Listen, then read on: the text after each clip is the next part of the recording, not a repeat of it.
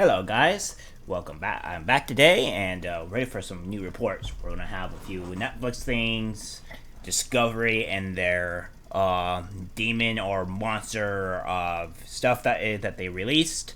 I've been putting that back a little bit just because it really takes a lot to stomach that type of stuff, and I can't help but be horribly disgusted by it. And then we'll do one. I know I haven't been doing this for a while because honestly, there hasn't really been much news I've been seeing about some of the stuff that's been going on. Maybe some clips and videos here and there, but not much going on.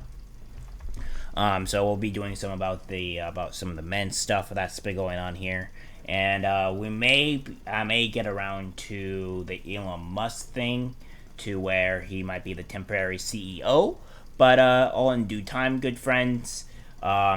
We'll continue the story here with the Obama and Clinton and Soros type of thing that's been going on with the boycott of Twitter, which the article would be stated here as this: Soros, Clinton, Obama staffers shoot off anti-Musk letter to boycott Twitter.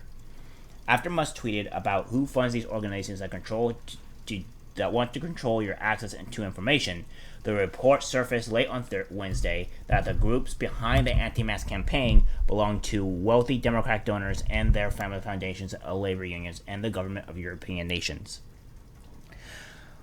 I think we all knew this already. Kind of like there's been a lot of information and stuff about where George Soros has actually been funding either BLM or some of these other big things that have been going on.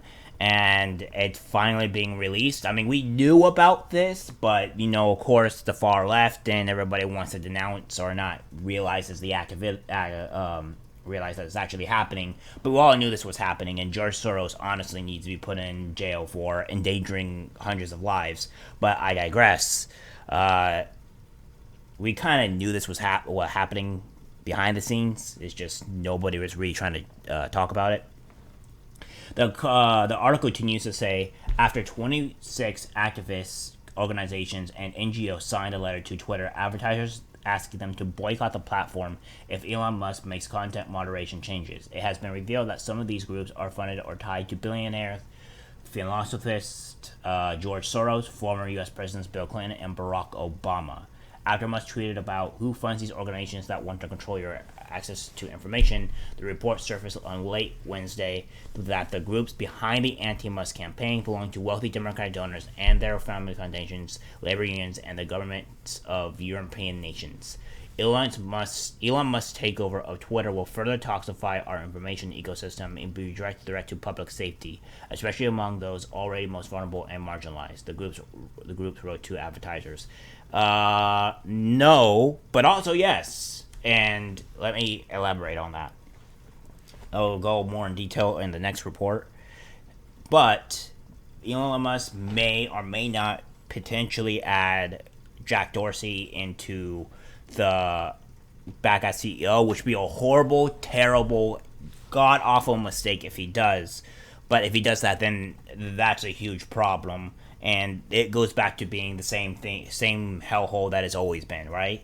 So Twitter will forever be, well, garbage if he does that. However, it's also no, because if he does not incorporate any some far left lunatic, then it will change for the better, and it will not justify in information. However, it just means that if Elon Musk does do this, Twitter doesn't really change.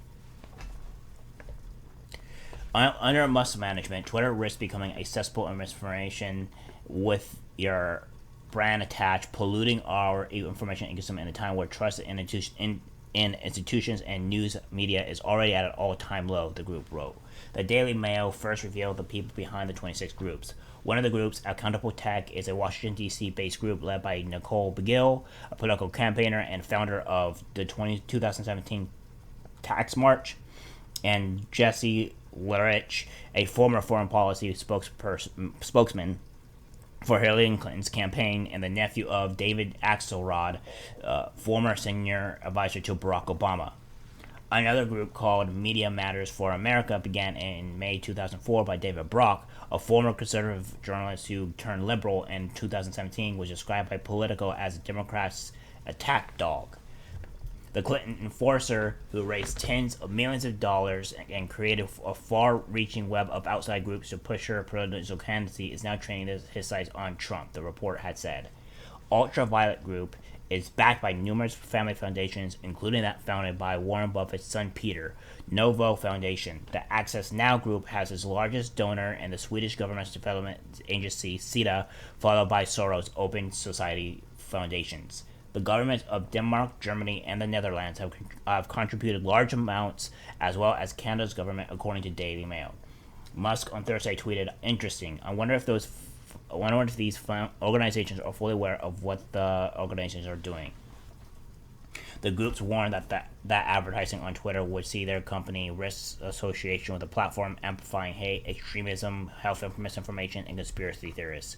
Your ad dollars can either fund Musk's vanity project or hold him to account. We call on you to demand Musk uphold these basic sense of community, trust, and safety, and to pull your advertising spending from Twitter if they are not.